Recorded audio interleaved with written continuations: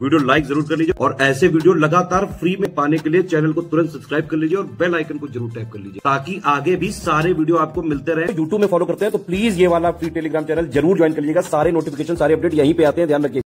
Study for civil services के द्वारा UPPSC अपर prelims exam 2024 के लिए ये पेड क्रैश कोर्स शुरू हुआ है। लेटेस्ट हमारा 25 अप्रैल 2024 से। जो लोग हमारे 25 अप्रैल वाले इस ग्रुप में आए हैं, आप सभी का बहुत बहुत स्वागत है। ये आपका स्ट्रैटेजी वीडियो है, यानी कि वीडियो नंबर 1। इसी को आपको पूरा देखना है, सुनना है, समझना है। अभी से क्या स्ट्रैटेजी हो सकती है, एग्जाम डेट को लेकर अनिश्चितता का जो माहौल बन रहा है। आयोग द्वारा जो लास्ट नोटिफिकेशन आया था उसमें कहा गया था कि एग्जाम जुलाई मंथ में होगा, लेकिन अब उसके आसार लग नहीं रहे हैं। ठीक है, तो क्या यहाँ पे स्टूडेंट की अप्रोच होनी चाहिए इस समय स्टडीज़ को लेकर? आप जुलाई मान करके तैयारी करें कि अगस्त मान करके तैयारी करें, इस पूरे वीडियो में इस बारे में बताया गया है। मेरे हिसाब से आपको जुलाई मान करके तैयारी करना चाहिए यहाँ पर, और एक अच्छा प्रयास करिए। अगर मान लीजिए 1-2 मंथ एक्स्ट्रा मिल जाते हैं तो आप रिवीजन उसमें कर सकते हैं। इसमें पूरी स्ट्रैटेजी हम जुलाई के हिसाब से आपको बताने जा रहे हैं। कितना करंट अफेयर पढ़ना है, कितना UP current affair, science tech आता है कि साइंस जनरल साइंस आता है, इसमें बारीक बारीक चीज़ों के बारे में चर्चा करेंगे। प्रीवियस ईयर से कितने क्वेश्चंस आते रहे हैं, मोस्ट इंपॉर्टेंट एरियाज कौन कौन से होते हैं। स्टडी फॉर सिविल सर्विसेज के पेड ग्रुप में जो आपको मटेरियल दिया गया है उसमें प्रायोरिटी बेसिस पर कौन कौन सी चीज़ें आपको पहले पढ़नी है, कौन सी बाद में पढ़नी है, कैसे प्रैक्टिस करनी है, कैसे टेस्ट सीरीज लगानी है, कैसे पेड क्विज सॉल्व करनी है, किसका क्या रिलेवेंस है, सब कुछ इस स्ट्रैटेजी वीडियो में आगे डिस्कस किया जा रहा है। इसको शुरू से लेकर आखिर तक देखिएगा। तो जिन लोगों ने फुल पेड ग्रुप ज्वाइन किया है, क्विज ग्रुप के अलावा 2 ग्रुप में आपको ऐड किया गया होगा। एक स्टडी मटेरियल वाला ग्रुप होगा जिसमें पीडीएफ वगैरह आपको दिख रहे होंगे। सेकंड है डाउट क्लियरेंस वाला ग्रुप। डाउट क्लियरेंस वाले ग्रुप में आप जो अपने डाउट पूछना शुरू कर सकते हैं। स्ट्रैटेजी वीडियो को देखिएगा, उसके बाद पेड ग्रुप में स्टडी मटेरियल कैसे देखें वाला वीडियो जरूर देखिएगा। उसमें बताया गया कैसे आपको ओपन करना है स्टडी मटेरियल, और प्रायोरिटी एरियाज कौन कौन से होने चाहिए, सब कुछ इसमें बताया है। पासवर्ड कैसे लगता है, कैसे ओपन कर सकते हैं, कैसे प्रिंट कर सकते हैं, कैसे सेव कर सकते हैं अपने डिवाइस में, ये सब चीज़ें बताई गई हैं। मेनली स्ट्रैटेजी वीडियो आपको देखना है, इसमें सब कुछ डिस्कस किया जा रहा है। आगे किस तरीके से करंट अफेयर पर फोकस करना है, बाकी सब्जेक्ट पर किसका कितना वेटेज है, कितना टारगेट आपको रखना चाहिए, सब इसमें डिस्कस किया गया है।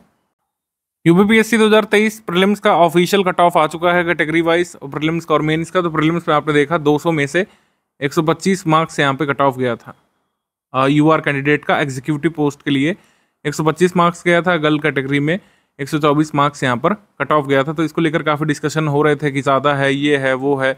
लेकिन जिन लोगों ने स्टडी फॉर सिविल सर्विसेज से पढ़ा था, हमारे कितने क्वेश्चन आए थे? 125 क्वेश्चन आए थे। आई रिपीट, 125 क्वेश्चन आए थे 150 क्वेश्चन में से, और इतने नंबर ऑफ सही क्वेश्चन आप निकाल सकते थे कि आपका कट ऑफ निकल जाए, इतना कट ऑफ होने के बावजूद भी। तो यही सब चीज़ें मैं आपको यहाँ पर आगे बताने जा रहा हूँ, किस तरीके से आपको किन मटेरियल को प्रायोरिटाइज करना है कि चाहे जैसा पेपर आ जाए, easy, moderate, tough, analytical, conceptual, क्योंकि कट ऑफ भी पेपर के हिसाब से डिसाइड होता है। पिछले साल का पेपर थोड़ा सा मॉडरेट साइड था, उससे पिछले साल का थोड़ा सा टफ मॉडरेट साइड था, तो कट ऑफ कम रहा था। 2023 में पोस्ट भी कम थी, बहुत लिमिटेड नंबर ऑफ पोस्ट थी। 254 पर रिजल्ट आया था, अगर आपको याद हो। इसमें भी एग्जीक्यूटिव पोस्ट की संख्या बहुत लिमिटेड थी। ईमान करके चलिए, जितना भी इलेक्शन फेज है जिसमें आप अपना वोट जरूर दीजिए, जिस भी दिन आपकी कॉन्स्टिट्यूंसी में वोटिंग हो, लेकिन ज़्यादातर समय आपका स्टडीज़ में व्यतीत होना चाहिए। मिनिमम 5 घंटे और मैक्सिमम जो है 8-9 घंटे अगर निकाल सकते हैं तो इसमें आप खुद को झोंक दीजिए एक तरीके से। क्योंकि नंबर ऑफ पोस्ट देखिए, पिछली बार कम रही थी तो कट ऑफ बढ़ा था। इस बार भी नंबर ऑफ पोस्ट ऐसा नहीं कि 1000, 1200, 900, 800 हो जाने वाली है। जैसे रेगुलर नंबर ऑफ पोस्ट आती हैं वैसे ही रहेंगी। आपको अपना एफर्ट बढ़ाना पड़ेगा, क्योंकि कट ऑफ बढ़ रहा है, नंबर ऑफ सही क्वेश्चन करने वाले स्टूडेंट्स बढ़ रहे हैं। एग्जीक्यूटिव पोस्ट भी अब निश्चित नहीं कितनी होगी, कितनी नहीं होगी। तो आपको रियलिटी को फेस करना पड़ेगा। आपको जो है ज़्यादा नंबर ऑफ सही क्वेश्चंस निकालने पड़ेंगे, उसके लिए आपको अपना एफर्ट बढ़ाना पड़ेगा। ये पूरा सब पुरानी चीज़ें और पुरानी बातें जो चल रही हैं मार्केट में, अभी भी कुछ लोग चला रहे हैं बेशर्मी से कि पीवाईक्यू कंपाइलेशन पढ़ लो और आपका प्रीलिम्स हो जाएगा। ये सब चीज़ें बिल्कुल नहीं वर्क कर रही हैं, और आप में से कई सारे लोगों ने आजमा के देख भी लिया होगा। पीवाईक्यू कंपाइलेशन से कट ऑफ नहीं क्लियर किया जा सकता है किसी भी कैटेगरी का। तो स्टडी आवर्स अगर आप यहाँ पर रख सकते हैं अपने 6 से 8 घंटे, तो निश्चित तौर पर स्टडी फॉर सिविल सर्विसेज की टीम आपका कह सकते हैं पूरा सहयोग करेगी। कंटिन्यूअस हमारी हैंड होल्डिंग रहेगी प्रीलिम्स तक। जब भी प्रीलिम्स होता है, जुलाई में होता है, अगस्त में होता है, सितंबर, इवन अक्टूबर, नवंबर तक भी अगर होता है, तो हमारा सपोर्ट यहाँ पर बना रहेगा। करंट अफेयर के अपडेट आपको मिलते रहेंगे, और गाइडेंस और पेड क्विज का सपोर्ट इत्यादि आपको मिलता रहेगा जितना रिलीवेंट होगा। डिस्कशन ग्रुप हम लिमिटेड टाइम पीरियड के लिए ही रखेंगे, लेकिन बाकी सारी चीज़ें आपको अपडेट वगैरह मिलती रहेंगी प्रीलिम्स तक। तो इस वीडियो के नीचे ये सब कमेंट नहीं करिए कि एग्जाम डेट क्या होगी। इसमें मैं स्ट्रैटेजी आपको स्टडी की बताने वाला हूँ कि स्टडी की स्ट्रैटेजी आपकी क्या होनी चाहिए और क्या शेड्यूल आपको फॉलो करना चाहिए, किन चीज़ों को प्रायोरिटाइज अब करना चाहिए प्रीलिम्स के लिए। ब्रीफली परीक्षा योजना एक बार देख ली जाए। परीक्षा योजना सभी को क्लियर होगी, अभी तो एग्जाम होने वाला था। प्रीलिम्स में 2 पेपर होते हैं, एक सीसैट का पेपर होता है जो क्वालिफाइंग होता है, इसमें 33% आपको लाने पड़ते हैं। जो मेंस की कट ऑफ बनती है वो बनती है जीएस पेपर 1 से। जीएस पेपर 1 में जितना भी नंबर आप स्कोर करेंगे उसी के हिसाब से अब पोस्ट वाइज और कैटेगरी वाइज कट ऑफ बनता है। शुरुआत में मार्क्स स्टूडेंट के नहीं बताए जाते हैं, कट ऑफ लिस्ट आती है, उसको आप पार करते हैं तो आपका roll number cut off list में और मेंस में जो लोग एलिजिबल होते हैं उनके रोल नंबरों की लिस्ट में होता है। 1/3 की निगेटिव मार्किंग आपकी दोनों ही पेपर्स में है, ध्यान रखिएगा, कुछ लोग इसमें कंफ्यूज रहते हैं। 1/3 की निगेटिव मार्किंग का मतलब ये होता है कि अगर आपके 3 क्वेश्चन यहाँ पे गलत हुए तो एक सही वाला उससे चला जाता है। तो 3 सवाल गलत करने का मतलब 4 सवाल गलत होते हैं, यही होता है 1/3 निगेटिव मार्किंग। और फिर मेंस में क्या होता है, मेंस में सारे पेपर रिटर्न होते हैं। जीएस 1 से लेकर जीएस 6 के पेपर्स होते हैं। GS 1 to 4 conventional UPSC pattern पे 2 पेपर यहाँ पर यूपी स्पेशल के ऐड किए गए थे 2023 से। 2023 का मेंस जिन लोगों ने लिखा है तो उन्होंने 2 पेपर ये दिए थे जीएस के 5-6 के यूपी स्पेशल के पेपर। इसमें सारा सिलेबस यूपी से कंसर्न रहता है, तो एक तरीके से आप कह सकते हैं 1500 नंबर में से 400 नंबर यहाँ पर यूपी स्पेशल के। यूपी स्पेशल का वेटेज बढ़ा है मेंस में, काफ़ी लोगों ने इसके लिए प्रयास भी किया था, पहले ऑप्शनल हुआ करता था। ऑप्शनल की मार्क्स जब भी आते थे यूपीपीएससी के एग्जाम्स की मार्कशीट जब आती थी तो तरह तरह के विवाद यहाँ पर उत्पन्न होते थे कि किसी पर्टिकुलर सेट ऑफ ऑप्शनल को अधिक फ़ायदा हुआ है, किसी पर्टिकुलर सेट ऑफ ऑप्शनल को कम फ़ायदा मिला है, कम अंक मिले हैं या फिर स्केलिंग नहीं की गई, तमाम मुद्दे थे। तो इन सब पर विराम देते हुए यूपीपीएससी ने यूपी स्पेशल के पेपर इंट्रोड्यूस किए थे। साक्षात्कार हमेशा से 100 मार्क्स का होता आया है, वो यहाँ पे होता है। और जीएस के पेपर्स के अलावा समान हिंदी का एक कंपलसरी पेपर होता है, इसके नंबर मेरिट में ऐड होते हैं। रिपीट कन्वेंशनल हिंदी या फिर कह सकते हैं समान हिंदी का पेपर होता है, इसके नंबर ऐड होते हैं मेंस में। और निबंध का पेपर होता है 150 मार्क्स का, इसके भी नंबर ऐड होते हैं। तो 1500 नंबर का आपका रिटर्न पेपर होता है, 100 नंबर का साक्षात्कार होता है। कुल मिलाकर मेरिट बनती है 1600 नंबर्स में से। 1600 नंबर्स में से जितने आप नंबर स्कोर करते हैं फिर आपका मूल्यांकन होता है कि आप post wise category wise cut off को पार कर रहे हैं कि नहीं। न्यूनतम अंक अगर आप लाते हैं तो आपको पोस्ट यहाँ पे यूपीपीएससी के द्वारा दी जाती है। देखिए सबसे पहले बात कर लेते हैं मेन मुद्दे की, करंट अफेयर कैसे कहाँ तक कंप्लीट कर रहा है। जिन लोगों का तैयार हो गया था 17 मार्च के लिए, उन लोगों को क्या स्ट्रैटेजी यहाँ पे रखनी चाहिए प्रीलिम्स 2024 के लिए। करंट अफेयर कहाँ से कहाँ तक पढ़ना है इसको समझ लेते हैं। कौन कौन सी पीडीएफ है अभी मैं आगे के करके आपको बता ही दूंगा। सबसे पहले करंट अफेयर जुलाई 2023 से आपको जून 2024 तक का कवर करना होगा। प्रीलिम्स स्पेशल वाला करंट अफेयर आपको मिलता है, डेली मिलता है। डेली का करंट अफेयर मंथली कंपाइल करके दिया जाता है, यूपी करंट भी मिलता है। लेकिन यहाँ पर हम बात कर रहे हैं प्री स्पेशल वाले करंट अफेयर की। प्री स्पेशल वाला करंट अफेयर जुलाई 2023 से जून 2024 तक का आपको इसमें कवर करना होगा। जुलाई 2023 से पीछे का कितना भी जरूरी होगा वो आपको ग्रुप में बता दिया जाएगा, और इसकी कंबाइंड पीडीएफ भी हम देते हैं। जैसे 17 मार्च को पेपर होने वाला था, हमने आपको शायद 26 फरवरी को टोटल पीडीएफ दी थी नेशनल इंटरनेशनल करंट अफेयर की, जो आपको तैयार करनी थी। ऐसा ही आपके इस ग्रुप में किया जाएगा कि जुलाई में होने वाले पेपर से एग्जाम डेट से पहले जितना भी जरूरी करंट अफेयर होगा उसको एक पीडीएफ में कर दिया जाएगा। अभी क्या है कि आपको मंथ वाइज दिया गया, तो जुलाई 2023 से जून 2024 का आपको कवर करना चाहिए। और इसका भी एक मेथड मैं आपको बता दूं पहले ही कि आपको आगे से पीछे की तरफ बढ़ना चाहिए। यानी कि पहले आपको कवर करना चाहिए मार्च मंथ वाला जो आपको मिल चुका होगा, फिर आप पढ़िए फेब वाला, फिर जनवरी 2024 वाला पढ़िए, फिर आप पढ़िए दिसंबर वाला 2023 वाला, और फिर नवंबर वाला पढ़िए, फिर अक्टूबर वाला। इस तरीके से आपको आगे बढ़ना चाहिए, मतलब आगे से पीछे की तरफ बढ़ना चाहिए। इस तरीके से करंट अफेयर हमेशा आप तैयार करेंगे, आपको ज़्यादा क्लैरिटी रहती है। क्योंकि कई बार जैसे चीज़ें अपडेट होती हैं, जैसे मार्च 2023 की अगर बात करें तो सुप्रीम कोर्ट ने निर्णय दिया था कि इलेक्शन कमिश्नर्स और चीफ इलेक्शन कमिश्नर्स की नियुक्ति करने वाली जो 3 सदस्यीय समिति होगी उसमें सीजीआई भी शामिल होंगे। लेकिन फिर अगस्त में सरकार एक कानून ले आती है अगस्त 2023 में कि सीजीआई इसमें नहीं शामिल होंगे, इसमें सरकार की मेजॉरिटी रहेगी। यानी जो 3 सदस्यीय समिति बनेगी उसमें पीएम होंगे, पीएम द्वारा नामित एक कैबिनेट मिनिस्टर होंगे, और leader of opposition of Lok Sabha उसमें होंगे, या फिर सिंगल लार्जेस्ट पार्टी सरकार के बाद जो होगी उसके लीडर उसमें होंगे, लीडर ऑफ अपोजिशन। तो ये जो है आपको तब पता रहेगा जब मान लीजिए आपने अगस्त का करंट अफेयर पहले तैयार किया और मार्च का आप बाद में तैयार कर रहे हो, तो इसमें आपको क्लैरिटी बनी रहती है। इसी वजह से मैं हमेशा कहता हूँ कि प्रीलिम्स के लिए जो मंथली करंट अफेयर है स्टडी फॉर सिविल सर्विसेज का, वो आपको तैयार करना चाहिए आगे से पीछे की तरफ बढ़ते हुए। तो इस तरीके से आपको प्रिपेयर करना चाहिए। दूसरी चीज़ यहाँ पे कई लोग पूछेंगे कि हमको जुलाई 2023 से पहले का सर पढ़ना चाहिए कि नहीं पढ़ना चाहिए। तो इसमें मैं कहूँगा कि आप ये स्टडी फॉर सिविल सर्विस पर छोड़ दीजिए। जैसा कि मैंने कहा, पीडीएफ यहाँ पे दी जाएगी। कोई भी आपको कंफर्म नहीं कर सकता है कि मार्च में जो पेपर होने वाला था 17 मार्च को जो होने वाला था, क्या वही पेपर आपके सामने आ जाएगा जुलाई में, या फिर पेपर नया बनेगा? दोनों ही सिनारियो हो सकते हैं, कोई भी आपको ये कंफर्म करके नहीं दे सकता है। जो भी चीज़ें लोग कंफर्म करेंगे सब फर्जी बातें हैं।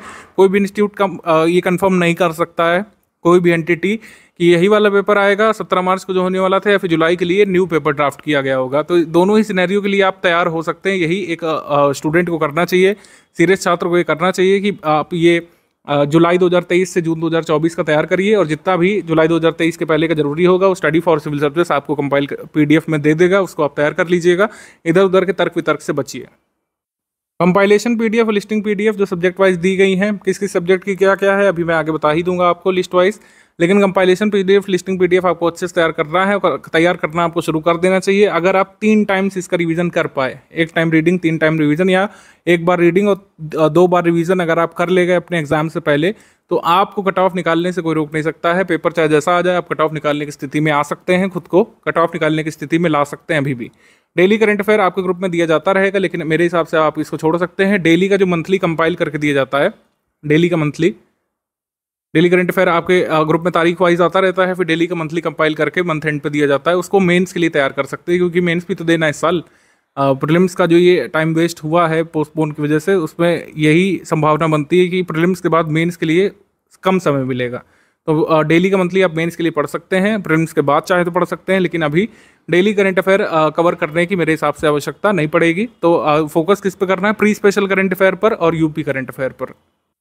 अब प्रैक्टिस करनी है आपको, क्योंकि प्रीलिम्स से पहले प्रैक्टिस का बहुत महत्व है। जैसे हमने बताया, सिर्फ PYQ सोर्स नहीं होता है प्रैक्टिस का। PYQ एक अच्छा सोर्स है। PYQ आपको हेल्प करता है सिलेबस को अंडरस्टैंड करने में, आपको टॉपिक को अंडरस्टैंड करने में, किस सब्जेक्ट से किस टॉपिक से कितने हद तक क्वेश्चन बन सकता है, कितने डेप्थ में, कितने लेवल तक उस पर पूछी जा सकती चीज़ें, ये अंडरस्टैंड करने में PYQ हेल्प करता है। लेकिन PYQ सोल प्रैक्टिस रिसोर्स नहीं होना चाहिए। अगर आप हमारे ग्रुप में हैं तो जो मेन प्रैक्टिस रिसोर्स है ये प्रायोरिटी वाइज लिखा हुआ है, यानी कि सबसे पहले स्टडी फॉर सिविल सर्विसेज की पेड क्विज, एक क्वेश्चन आपको लगाना है पेड क्विज का। फिर SCS का PYQ कंपाइलेशन आपको पढ़ना है। यहाँ पर देखिए स्पेसिफिकली लिखा हुआ है SCS का PYQ कंपाइलेशन, क्योंकि अदर जो PYQ कंपाइलेशन आ रहे हैं मार्केट में, इसमें बहुत सारे फ्लॉस हैं। ये हम ऑलरेडी डिस्कस कर चुके हैं कई बार। फ्लॉस ये है कि अदर जो स्टेट PCS हैं, कई बार जो उनके स्पेसिफिक टॉपिक्स होते हैं, जैसे छत्तीसगढ़ PCS है, उसका सिलेबस बहुत ज़्यादा अलग है UP PSC से, लेकिन उसके PYQ उस पर भर रखे हैं, जिसका कोई लाभ आपको नहीं मिलेगा। UK PSC है, उसका सिलेबस अलग है, उसके PYQ यहाँ पे भर रखे हैं। झारखंड PCS का दे रखा है। तो ये सब अवॉइड करिएगा। जो PYQ कंपाइलेशन आ रहा है मार्केट में, उनकी वॉल्यूम बहुत ज़्यादा है और आपका समय बहुत खराब होगा। स्टडी फॉर सिविल सर्विसेज के PYQ कंपाइलेशन टारगेटेड है UP PSC के लिए। आप इसी से क्वेश्चन लगाइए, और इसमें कई बार ये होता है कि पुराने UP PSC के पेपर्स में जो गलत क्वेश्चन होते थे, डिस्प्यूटेड क्वेश्चन होते थे, उसको हटा दिया गया हमारे कंपाइलेशन में, जबकि अदर कंपाइलेशन जो मार्केट में आ रहे हैं उसमें दे रखा है, जो कन्फ्यूजन क्रिएट करता है। स्टडी फॉर सिविल सर्विसेज की टेस्ट सीरीज आपको लगा दी है। ये बहुत इन्फॉर्मेशन डेंस टेस्ट सीरीज है। जिन लोगों ने देखा होगा हमारी टेस्ट सीरीज, आपने एक पेपर अगर प्रिंट कराया हो तो हमारी टेस्ट सीरीज का वॉल्यूम थोड़ा सा ज़्यादा रहता है। वो एक कारण ये भी क्योंकि हम एक्सप्लेनेशन देते हैं भर भर के, ठीक है, उससे फ़ायदा आपको मिलता है। इन्फॉर्मेशन डेंस टेस्ट सीरीज हमारी होती है, यानी कि एक क्वेश्चन में कई सारी इन्फॉर्मेशन हम देने का प्रयास करते हैं। कई बार ऐसा होता है कि एक ही टेस्ट सीरीज के क्वेश्चन से 2 अलग अलग क्वेश्चन तक आपके एग्जाम में आ सकते हैं। तो स्टडी फॉर सिविल सर्विसेज की टेस्ट सीरीज आपको पढ़ना जरूरी है। जितना हो सके प्रीलिम्स सिलेबस का मल्टीपल टाइम्स रिवीजन करिए। रिवीजन कहाँ से करना है? लिस्टिंग कंपाइलेशन से, और जो प्रैक्टिस रिसोर्स बताए उससे। तो इतना यहाँ पर आपको करना पड़ेगा। Current affair, UP current affair, जो आपको गवर्नमेंट स्कीम पढ़नी होती है, कुछ स्पेशल टॉपिक्स होते हैं मिसलेनियस की, सब आपको इस ग्रुप में मिल चुका होगा। तो ये करना है। मोटे तौर पर यहीं पर स्ट्रैटेजी खत्म हो जानी चाहिए, लेकिन और भी कुछ जरूरी चीज़ें मैं आपको बताने वाला हूँ। जो स्ट्रैटेजी PDF है ये फाउंडेशन वाले बैच की होती है, तो कई सारी चीज़ें बहुत डिटेल में हमने दे रखी हैं। जैसे daily current affair, daily current affair का अब ज़्यादा महत्व नहीं रहेगा। डेली बेसिस पर PDF तो आती रहेगी, लेकिन अब आपको इसको डेली स्टडी करने की ज़रूरत नहीं है। आपको फोकस करना है जो pre special current affair compilation जो हम देंगे एग्जाम से पहले, और तब तक मंथली करंट अफेयर पढ़ते रहिए। यूपी करंट अफेयर जो दिया है उसको पढ़ते रहिए। मंथली करंट अफेयर PDF आपको 3 PDF मिलती है हर मंथ। एक प्री स्पेशल वाली, यही पढ़ना है प्रीलिम्स के लिए, जो प्री स्पेशल दिया हुआ है। इसको हम लोग मंथली करंट अफेयर या प्री स्पेशल बोलते हैं। ये डेली की मंथली जो डेली करंट अफेयर की PDF आती है उसको कंपाइल करके दे देते हैं एक PDF में करके, इसको डेली का मंथली बोलते हैं। टॉप 400 या 500 क्वेश्चंस कई बार आपको दिए जाते हैं, जो हमारा कह सकते हैं SCS डेली क्विज वाला चैनल है, या फिर जो स्टडी फॉर एग्जाम करके चैनल है, उस पर जो वीडियोस आते हैं उसके क्विज कंपाइल करके इस पर दिए जाते हैं। ये प्रैक्टिस के लिए है, स्पष्ट तौर पर दिया हुआ है फॉर क्वेश्चंस प्रैक्टिस। अगर आपको लगता है इससे प्रैक्टिस कर रही है तो कर सकते हैं, अदरवाइज सोनली pre special monthly current affair पर आप रिलाई कर सकते हैं। कहीं से कुछ मत पढ़िए, अगर आप बहुत टाइम शॉर्टेज में है तो monthly current affair study for civil services का तैयार करिए। जैसे यहाँ पे दिया हुआ है प्री 2024 के लिए सिर्फ मंथली करंट अफेयर 4 तारीख वाली PDF सफिशिएंट है, वही हम आपको यहाँ पे दे रहे हैं। और कैसे पढ़ना है मैं आपको पहले ही बता चुका हूँ कि आगे से आपको पीछे की तरफ जाना है। मंथली करंट अफेयर 400 500 सिर्फ प्रैक्टिस के लिए, अगर आपको लगता है प्रैक्टिस इससे करनी चाहिए तो कीजिए, अदरवाइज प्रैक्टिस के कई सारे क्वेश्चन आपको पेड क्विज ग्रुप में भी दिए जाते हैं। डेली का मंथली वाली मेंस और फुल अंडरस्टैंडिंग के लिए दी जाती है। जैसे मैंने कहा कि अब मेंस के लिए ज़्यादा टाइम नहीं आपको देना है, प्रीलिम्स के लिए टाइम देने का समय आ चुका है, क्योंकि कब जुलाई आ जाएगी पता नहीं चलेगा आगे। डिस्कशन डाउट क्लियरेंस जो है डेली बेसिस पर होता है, 1 मंथ लाइव यहाँ पे हम लोग करते हैं, लेकिन जो ये प्री स्पेशल वाले ग्रुप पे हम लोग नहीं करते हैं, क्योंकि स्ट्रैटेजी में ही मोरलेस सारी चीज़ें हम लोग क्लियर कर देते हैं। तो लाइव यहाँ पर जब जरूरी होगा तब हम करेंगे, कोई फिक्स टाइम यहाँ पे लाइव का नहीं रहेगा। यूपी करंट अफेयर 9 या 10 तारीख को हर मंथ मिल जाती है। जैसे मार्च मंथ की आपको 9 या 10 अप्रैल को मिल जाएगी, और उससे पहले की जितनी जरूरी हो दी जा चुकी है आपको। बाकी CSAT के लिए हमने स्टडी मटेरियल जो दिया होगा वो सफिशिएंट है, जहाँ जहाँ पर दिया जा सकता है। जैसे इंटरपर्सनल स्किल का हमने दिया है, इंग्लिश और हिंदी का दिया है, जिस चीज़ के लिए थ्योरी बेसिस पर दिया जा सकता है। बाकी रीजनिंग और एप्टीट्यूड के लिए आपको मेजर प्रैक्टिस पर डिपेंड होना है। अभी CSAT की मैं अलग से स्ट्रैटेजी आगे बता दूंगा सिलेबस डिस्कशन में। आयोग और सिलेबस के हिसाब से हम जो है पूरी तैयारी कराते हैं। हम किसी बुक या फिर किसी भी अन्य प्राइवेट इंस्टीट्यूट को फॉलो नहीं करते हैं, उनकी एक्सपर्टीज़ को नहीं फॉलो करते हैं। जैसे जैसे हमको पैटर्न समझ में आ रहा है, ट्रेंड समझ में आ रहा है रिसेंट पेपर्स से, और आयोग किस तरीके से अपने अलग अलग परीक्षाओं में चीज़ें पूछ रहा है, प्री और मेंस दोनों में, उस हिसाब से हमारा कंटेंट डिज़ाइन किया जाता है, लगातार अपडेट किया जाता है। तभी हम कहते हैं कि हमारे पेड ग्रुप में ही आपको लेटेस्ट अपडेट वाला हमारा स्टडी मटेरियल मिल सकता है, जिसमें सारी चीज़ें चेक की जा चुकी होती हैं, एरर हटाई जा चुकी होती है, और लेटेस्ट ट्रेंड के हिसाब से चीज़ों को अपडेट किया जाता है। आपको लगता होगा, लेकिन हर बार अगर आप देखें पुराने हमारे स्टडी मटेरियल के एडिशन में, हर बार आपको नई लिस्टिंग देखने को मिलती है। वो इसीलिए देखने को मिलती है, मतलब नई का मतलब बढ़ के देखने को मिलती है। अगर पुरानी PDF में 4 साल पहले एक PDF में 20 लिस्टिंग है, तो इस बार 28 हम लोग करेंगे, क्योंकि उसी से मैचिंग के क्वेश्चन बनने की संभावना होती है। तो स्टडी मटेरियल को लगातार अपडेट किया जाता है, रिवाइज किया जाता है, पेड क्विज के क्वेश्चंस को हर बार रिवाइज अपडेट किया जाता है, टेस्ट सीरीज को रिवाइज अपडेट किया जाता है, और इसी वजह से स्टडी फॉर सिविल सर्विसेज के मैक्सिमम सिलेक्शंस होते हैं। बाकी R&D के बारे में बता चुका हूँ, एकदम लेटर स्टेजेस में जब प्री नज़दीक हो, R&D पर नहीं रिलाई करिए स्टडी मटेरियल पर। R&D का मतलब है कि आप फैक्ट चेक कर रहे हैं, हमारी स्टडी मटेरियल में लिखी हुई बातों को वेरीफाई कर रहे हैं इधर उधर, इससे आपका टाइम वेस्ट होता है। कई बार मान लीजिए एक फैक्ट आपको वेरीफाई करना है, हम लोग कई जगह से लेकर के आते हैं, ऐसा फैक्ट हो सकता है जो किसी प्राइवेट वेबसाइट में ना मिले, फिर आप कहीं से PDF डाउनलोड कर रहे हैं, कहीं से बुक डाउनलोड कर रहे हैं, कोई तो महाशय लाइब्रेरी चले जाते हैं। ये सब मत करिए, आप ही का टाइम वेस्ट होगा।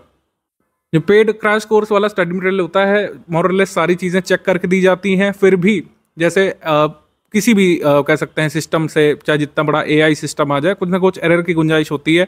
वो एरर बहुत माइन्यूट होती है, उसको हम लोग एग्जाम से पहले रेक्टिफाई कर देते हैं। अगर कोई भी एरर होती है, हम लोग ये नहीं कह रहे कि 100% मटेरियल जो है करेक्ट होता है, कई बार एरर हो सकती है, टाइपिंग की एरर हो सकती है, उसको रेक्टिफाई किया जाता है। हालांकि ग्रुप में जो लोग ग्रुप में जुड़े हैं, आप अगर पुराने ग्रुप में रहे तो आपको पता है कि study for civil services error correction को कितना सीरियसली मेटिकुलसली लेता है। कोई भी टेस्ट सीरीज हम अपलोड करते हैं, अगर मान लीजिए कोई जरा सी भी एरर है तो उसको उसमें बता दिया जाता है, पेड क्विज के क्वेश्चन री अपडेट करके उसमें आ जाते हैं। तो आप पूरी तरीके से स्टडी फॉर सिविल सर्विसेज पर ट्रस्ट कर सकते हैं। गूगल वाला जो है ये बड़ी समस्या करता है, क्योंकि कई बार आप लोग गूगल में टाइप करते हैं कोई चीज़, गूगल का जो सर्च बार होता है और उसमें जो फर्स्ट रिजल्ट फिर बाद में आपको शो हो जाता है सर्च इंजन में, उसको दिखाने लगते हैं। ऐसा मत करिए, खासकर एग्जाम जब इतना नज़दीक हो, सिर्फ फोकस करिए जो दिया गया है। अगर कोई भी अपडेट होगा, जैसे हमने कहा कि हम खुद ही आपको प्रोवाइड करा देंगे आपके एग्जाम से पहले, आपको इसमें नहीं लगना है, आपको बिल्कुल भी इसमें टाइम वेस्ट नहीं करना चाहिए। तो कहने का मतलब है कि स्टडी फॉर सिविल सर्विस खुद ही वो काम करता है। आपको कई बार लगता होगा कि हम जो है एक्स्ट्रा कॉशियस रहना अच्छी बात है, अवेयर रहना अच्छी बात है, लेकिन यहाँ पर थोड़ा सा आपको ट्रस्ट करना चाहिए। 7-8 वर्षों से हम लोग काम कर रहे हैं, एरर की कोई गुंजाइश होती नहीं है। अगर कोई छोटी मोटी टाइपिंग एरर होती है तो उसको सही करा दिया जाता है। डाउट क्लियरेंस आपको पेड ग्रुप में पूछना पड़ेगा, और अगर तब भी आपका डाउट नहीं सॉल्व होता है, आपको लगता है कि पेड ग्रुप में नहीं समझ में आ पा रहा है जो आप पूछ रहे हैं, तो इस गिवन नंबर पर, जो ज्ञान सर का पर्सनल नंबर है, इस पर आप अपनी दुविधा बता सकते हैं। Last but not the least, ये बात आपको हमेशा बताई जाती है, पेड ग्रुप सिर्फ ज्वाइन करना काफ़ी नहीं। मान लीजिए हमने क्रैश कोर्स यहाँ पर ओपन किया, आपको सारी चीज़ें स्टडी मटेरियल अपडेट करके दे दिया, मिसलेनियस अपडेट करके दे दिया, बजट के नोट्स दे दिए, स्कीम्स दे दी, अच्छे अच्छे क्वेश्चंस पेड क्विज में कराए, करंट अफेयर बिल्कुल एकदम सिलेक्टेड वाला दे दिया, लेकिन जब तक आप उसको पढ़ेंगे नहीं और अपने OMR में क्वेश्चन अटेम्प्ट कर नहीं पाएंगे आपके एक्चुअल एग्जाम में, तब तक कोई फायदा नहीं है। तो इसी वजह से आपको बता दिया जाए कि पेड क्रैश कोर्स में जो भी मेंबर आते हैं, उन्हें ये इंश्योर करना होगा कि डेली जो है 6 से 7 घंटे और एकदम जब एग्जाम के 50 दिवस बचे हों, 7 से 9 घंटे आपको पढ़ने की यहाँ पर हैबिट बनानी पड़ेगी। हैबिट क्या बनानी पड़ेगी? ये कंपल्शन है, ये चॉइस नहीं, ये कंपल्शन है।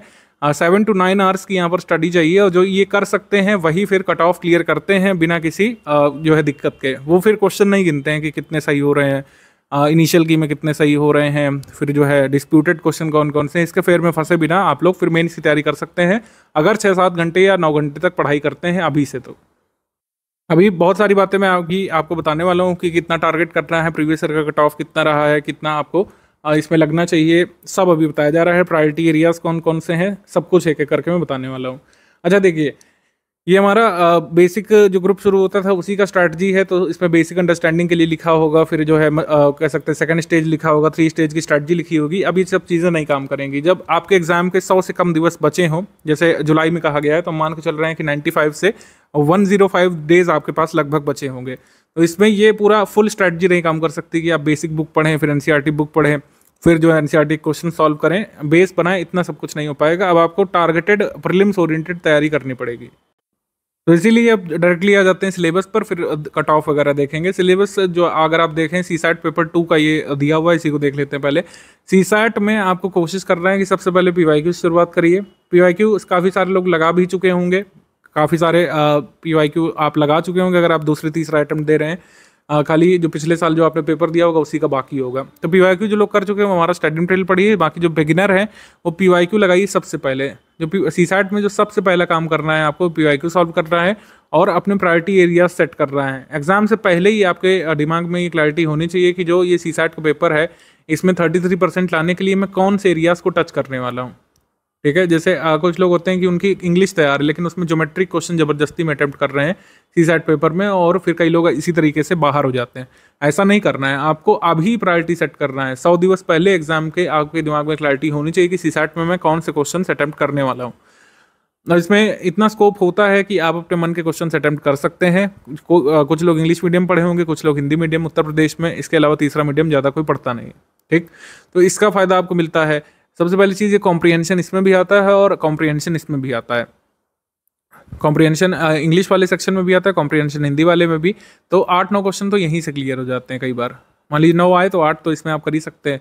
फिर इसके बाद कई सारे ऐसे टॉपिक्स होते हैं लॉजिकल वाले, रीजनिंग के कुछ ऐसे होते हैं जो बिना किसी स्टडी के, एप्टीट्यूड के, अवेयरनेस पर आधारित किए जा सकते हैं। कुछ बेसिक फॉर्मूला पर आधारित सवाल होते हैं। ठीक है, अगर आप इंजीनियरिंग वगैरह बैकग्राउंड से आए हैं या फिर बीएससी आपने किया हुआ है मैथमेटिक्स से, तो उनको इतनी दिक्कत नहीं होती है रीजनिंग मैथ्स में। फिर इसमें इंटरपर्सनल स्किल वाली चीज़ें होती हैं, जो लोग एमबीए वगैरह करें उनको इससे लाभ मिल जाता है। बीटेक में भी कई बार पढ़ाया जाता है। तो कहीं ना कहीं जिस भी फील्ड से आप आए हो आपको उसका लाभ मिलता है। बाकी स्टडी मटेरियल दिया हुआ है, स्टडी मटेरियल आप पढ़ सकते हैं। मान लीजिए इंग्लिश का आपको तैयार करना है, हिंदी तैयार करना है, तो आपकी तैयारी इससे हो जाएगी। इंटरपर्सनल स्किल का भी बेसिक यहाँ पे दिया हुआ है। मेरा कहना है कि पीवाईक्यू जरा भी इग्नोर मत करिए। पीवाईक्यू इसलिए भी जरूरी है क्योंकि जैसे जीएस पेपर में ट्रेंड बदल जाता है, क्वेश्चन पूछे जाने का तरीका बदल जाता है, जितने सब्जेक्ट से जितने क्वेश्चन आते थे वो नंबर बदल जाता है। मान लीजिए साइंस के पहले 30 आते थे, हो सकता है 10 आ जाएं, अदर सब्जेक्ट में वेटेज बढ़ जाए, लेकिन इसमें ऐसा नहीं है। एक फिक्स्ड पैटर्न के सवाल इसमें पूछे जाते हैं और उसका फ़ायदा आपको लेना चाहिए। आप पीवाईक्यू सॉल्व करेंगे तो यकीन मानिए, अगर आपने पिछले 8 या 9 साल के पीवाईक्यू सॉल्व कर लिए तो आधी से ज़्यादा तैयारी तो वहीं पर हो जाती है। तो सीसैट में पीवाईक्यू पर फोकस करिए और पीवाईक्यू लगा लीजिए अभी से एग्जाम के पहले, और जो अपने प्रायोरिटी एरिया सेट कर लीजिए उन्हीं को बार बार तैयार करिए। मान लीजिए आपको लग रहा है कि मुझे इंग्लिश ही अटेम्प्ट करना है, तो आप वोकैबलरी उसमें पढ़िए, इडियम फ्रेजेस अपने तैयार करिए, पंक्चुएशन वगैरह के रूल्स देख लीजिए एक बार, direct indirect active passive revise कर लीजिए, क्योंकि इससे एक एक क्वेश्चन आने ही आने हैं। तो ये 10 टॉपिक लिखे हुए हैं, मान के चलिए एक एक 2-2 क्वेश्चन सबसे आते हैं। इसमें देखें 21 सवाल करीब इंग्लिश के आ जाते हैं और 21 से 25 सवाल जो है हिंदी के आ जाते हैं, बाकी रीजनिंग एप्टीट्यूड के, फिर इंटरपर्सनल स्किल के, मैथ्स के। तो इस तरीके से आपका पूरा पेपर होता है। आपको अगर क्लैरिटी रहेगी कि हमको इंग्लिश के और रीजनिंग के सवाल सॉल्व करने हैं, तो कई बार उसी से आपका सीसैट पेपर क्लियर हो जाता है। बाकी जीएस के सिलेबस की बात करें तो ज़्यादा इसमें बात करने वाला है नहीं बात एक्चुअली में। यूपीपीएससी का सिलेबस आप जितनी बार देखेंगे आपको कन्फ्यूज़ ही करता है, क्योंकि सिलेबस जो है बहुत कोहेसिव फॉर्म में दिया हुआ है। ठीक है, मतलब बहुत श्रिंक करके, शॉर्ट करके दे दिया गया है। ज़्यादातर चीज़ें इससे क्लियर नहीं होती हैं। जैसे इसमें देखें इकोनॉमी में अगर देखें तो various aspect of Indian economy, इसमें दिया हुआ sustainable development, poverty, inclusion, demographics, social sector initiative. अभी इतने जो है वेग टर्म है कि इनमें बहुत सारी चीज़ें शामिल की जा सकती है, ठीक है, और उसी हिसाब से अब क्वेश्चंस भी आते हैं। तो ज़्यादातर हमको क्लैरिटी सिलेबस से नहीं मिलती है यूपीपीएससी के प्रीलिम्स के लिए, जीएस पेपर 1 के लिए हमको मिलती है पीवाईक्यू से। तो इसी वजह से पीवाईक्यू आपको स्टडी फॉर सिविल सर्विस वाला पढ़ने के लिए कहा गया है। हालांकि कुछ चीज़ें आप समझ भी जाते हैं, जैसे सस्टेनेबल डेवलपमेंट से एक क्वेश्चन आना शुरू हो गया, इसके बेसिक से। सस्टेनेबल डेवलपमेंट पर अगर कोई रिपोर्ट आई है, नीति आयोग की रिपोर्ट है, उससे क्वेश्चन आना ही आना है। पॉवर्टी में बेसिक्स जब पूछे जाते हैं, कई बार डेटा पूछा जाता है। पॉवर्टी बेसिक्स से 1-2 क्वेश्चन आजकल आने लग रहे हैं। इंक्लूजन और सोशल सेक्टर इनिशिएटिव, इससे क्या होता है, इससे गवर्नमेंट स्कीम आती है, इससे गवर्नमेंट स्कीम आती है, और यही हमको पीवाईक्यू से पता चलता है। तो पीवाईक्यू से ही आप सिलेबस समझ सकते हैं यूपीपीएससी में, क्योंकि सिलेबस बहुत बड़ा एक्सपैंड करके या फिर समझाते हुए दिया ही नहीं हुआ है। सिलेबस बहुत सेल्फ एक्सप्लेनेटरी टाइप का होता है यूपीपीएससी में। जैसे यूकेपीएससी का सिलेबस अगर आप कंपेयर करें, यूकेपीएससी का सिलेबस देख लें, एमपीपीएससी का भी सिलेबस देख लें, अगर कोई दिया होगा एग्जाम, या फिर झारखंड पीसीएस का देख लें, उसमें सिलेबस लिखा जाता है 10-15 पेज में कई बार। जैसे यूकेपीएससी का 10-12 पेज में होता है पूरा प्रीलिम्स का सिलेबस। उसमें एक चैप्टर लिखते हैं कि इंडियन हिस्ट्री में किस राजा के बारे में पूछेंगे, अशोक के बारे में पूछेंगे, मौर्य वंश के बारे में पूछेंगे, है ना, इस तरीके से लिख के देते हैं। जबकि इसमें क्या लिखा हुआ है, भारत का इतिहास, भारतीय राष्ट्रीय आंदोलन, history of India, international movement, ये लिखा है, भारत का इतिहास, भारतीय राष्ट्रीय आंदोलन। इसमें बहुत सारी चीज़ें आ सकती हैं, मतलब कोई स्कोप ही नहीं है कि आप इसमें आइडेंटिफाई कर पाएँ कि भारत का इतिहास, भारतीय राष्ट्रीय आंदोलन में क्या शामिल होगा, क्या नहीं होगा, है ना। तो मतलब ये है कि बहुत सारे फेसेट्स इसमें होते हैं। जबकि अदर स्टेट पीसेस में क्या होता है, उसमें स्पेसिफिकली लिखा रहता है कि भाई इस शासक के बारे में आएगा, इस शासक के बारे में आएगा, इस घटनाक्रम के बारे में, इस अधिनियम के बारे में, अंग्रेजों का शासन यहाँ से यहाँ तक पूछा जाएगा, वाइसराय, इन वाइसराय के बारे में पूछा जाएगा, ये सब। लेकिन इसमें बहुत वेग टर्म है, तो इसी वजह से ज़्यादा इसमें नहीं पता चलता है। आपको कुल मिलाकर ये देखना है कि जो हमने स्टडी मटेरियल दिया है वो पीवाईक्यू एनालिसिस करके रीसेंट ट्रेंड और पैटर्न के हिसाब से पूरे सिलेबस का अच्छे से अध्ययन करके, हमारा पूरा एक्सपीरियंस का मिश्रण शामिल करके आपको स्टडी मटेरियल और करंट अफेयर दिया है, पेड रिसोर्सेज दिए हैं प्रैक्टिस के लिए। इन पर रिलाई करके आप कट ऑफ निकाल सकते हैं, सिंपल बात ये है। अब जीएस पेपर 1 में टारगेट कितना करना है, इसके बारे में बात कर लेते हैं। तो जीएस पेपर 1 में 150 क्वेश्चंस होते हैं, 150 सवाल, और मार्क्स 200 होते हैं। ये थोड़ा सा पेक्यूलर लगता है कुछ लोगों को, लेकिन यही होता है। 200 मार्क्स और 150 क्वेश्चंस इसमें होते हैं। तो क्वेश्चंस कितने टारगेट करने हैं, कितने मार्क्स को टारगेट करना है, इसको देख लेते हैं। पीसीएस 2018 का जो पेपर था, यहीं से पैटर्न पूरा बदला गया था। जीएस पेपर्स जहाँ पर मेंस में ऑब्जेक्टिव हुआ करते थे, 2018 से पहले सब्जेक्टिव बनाया गया था, और यहीं से कट ऑफ हमको बेसिकली देखना चाहिए। इससे पहले का जो कट ऑफ देखेंगे उससे कोई खास आइडिया आपको मिलेगा नहीं। तो 126 नंबर यहाँ पर कट ऑफ गया था, और 94.5 क्वेश्चन यहाँ पे आपको टारगेट करना था या आना चाहिए था यूआर के लिए। ध्यान रखिए पूरा कट ऑफ यूआर के बारे में है। अभी मैं पूरी लिस्ट रख दूंगा तो कन्फ्यूज़न और हो जाएगी। सारे ईयर का अगर हम कैटेगरी वाइज कट ऑफ देखने लगेंगे तो यूआर के हिसाब से हमको टारगेट करना चाहिए, क्योंकि यूआर का कट ऑफ ज़्यादा जाता है, तो उसी हिसाब से हमको टारगेट लेकर के चलना होता है। अदर कैटेगरी का आपका उसी हिसाब से कम रहता है। बीसीएस 2018 में 900 पोस्ट थी, मैं आपको बता दूं। तो नंबर ऑफ पोस्ट से वैसे कोई लेना देना नहीं होता है। कई लोग सोचते हैं कि पोस्ट ज़्यादा होगी तो कट ऑफ कम जाएगा, ऐसा नहीं है। कट ऑफ पूरी तरीके से डिपेंड करता है कि पेपर किस तरीके का पूछा गया है। पेपर इसमें इजी लेवल का पूछा गया था, इस वजह से कट ऑफ ज़्यादा गया था। 94.5 क्वेश्चन इसमें आपके 150 में से यूआर के सही होने चाहिए थे। ऐसे ही फिर 2019 में पैटर्न यहाँ पे बदला, ट्रेंड बदला, क्वेश्चन अलग तरीके के पूछे गए। 2019 का पेपर काफ़ी विवादित भी रहा था, क्योंकि इसमें यूपी जीके का एक भी क्वेश्चन नहीं आया था, या कुछ ऐसा एक सवाल था जिसमें यूपी का एक अवार्ड पूछा गया था। उसके अलावा एक भी क्वेश्चन यूपी जीके का नहीं पूछा गया था। सिंगल क्वेश्चन भी यूपी जीके, यूपी करंट का नहीं पूछा गया था। उसमें काफ़ी विवाद भी हुआ था। तो 117 नंबर आपका कट ऑफ गया था 200 में से। आपके यहाँ पर 150 क्वेश्चन में से 87.75 सवाल यहाँ पे सही करने थे। तो ये हो गया। इसके बाद 2020 में और भी कहानी बदली। 2020 का और भी टफ पेपर था, तो 110 यहाँ पर कट ऑफ गया यूआर का। 150 में से 82.5 को सवाल आपको यहाँ पे सही करने थे। 2021 में 115 यहाँ पे गया था, और 150 सवाल आपको यहाँ 150 में से 86.25 यहाँ पे सवाल सही करने थे। 2022 लास्ट कट ऑफ ऑफिशियल आया, 2023 का भी आया नहीं है। 111 यहाँ पे कट ऑफ गया था यूआर का मैक्सिमम पोस्ट के लिए 200 में से। तो ये आप समझ पा रहे हैं, ये यूआर का है। अदर कैटेगरीज में कम रहता है। तो हमें टारगेट यहाँ पे करना चाहिए अपनी स्टडीज़ के दौरान 95 से 100 करेक्ट क्वेश्चंस का आपको टारगेट रखना है। अगर आप यूआर में आते हैं, आप अपनी अपनी कैटेगरीज के हिसाब से कम कर सकते हैं। अगर आप विमेन में हैं तो 92 के अराउंड आपके सही होने चाहिए। एससी में आपके 85 से 87 के अराउंड क्वेश्चन सही करने का टारगेट यहाँ पे रखना चाहिए। कम चला जाए वो आपकी किस्मत है, अच्छी बात है, कम चला जाए आप हर में क्लियर करेंगे कट ऑफ, लेकिन आपको टारगेट स्टडी के दौरान यही रखना है। कुछ लोग आपको बहुत कम टारगेट सेट करा देते हैं और कहते हैं बिल्कुल आप निश्चिंत होकर के पढ़िए, फिर वो लोग बॉर्डर केस में फंस जाते हैं। क्योंकि कैच यहाँ पे ये है कि 150 क्वेश्चंस हैं जरूर, लेकिन हर बार लगातार पिछले 5-6 वर्षों से जो लोग दे रहे हैं उन्हें पता है 3-4 क्वेश्चंस डिस्प्यूटेड होते ही हैं। उसका उत्तर मॉडिफाइड की में ही पता चल जाता है, लेकिन मॉडिफाइड की कब आती है? जब लोग सिलेक्ट होकर के वहाँ पे डेप्यूट हो जाते हैं तब आती है।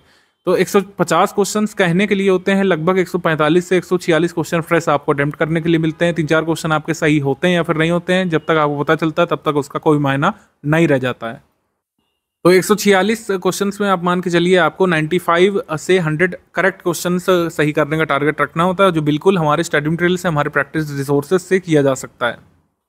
यूपीपीएससी 2022 के पेपर में 113 सवालों का हमने प्रूफ दिया था, जो स्टडी फॉर सिविल सर्विस के स्टडी मटेरियल से और पेड प्रैक्टिस रिसोर्सेज से आए थे।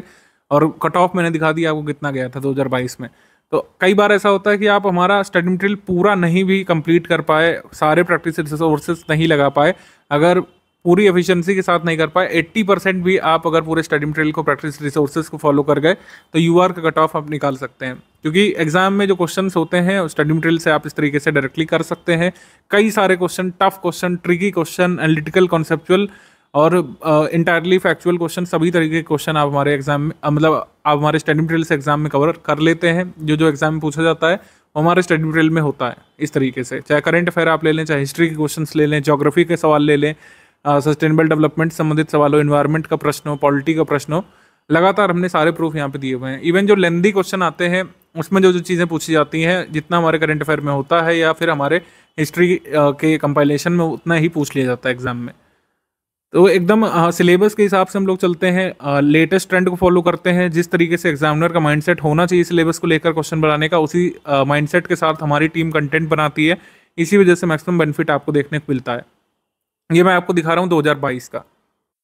2022 का एग्जाम जब ओवर हुआ था तो हमने प्रॉमिस किया था इससे अधिक क्वेश्चन हम ला करके दिखाएंगे अपने कंटेंट से और हमारे प्रैक्टिस रिसोर्सेज से। 2023 का जो पेपर हुआ था, इसमें जो मई में पेपर हुआ था 2023 में, 125 सवाल जो है किए जा सकते थे और इसका कट ऑफ अभी डिक्लेयर नहीं हुआ है। तो आगे देखते हैं क्या होता है, क्या कट ऑफ रहता है। लेकिन इसमें भी कई सारे ऐसे प्रश्न थे जो डायरेक्टली हमारे जो है करंट अफेयर से थे, या फिर जो हमारा कंपाइलेशन लिस्टिंग होता है उससे थे।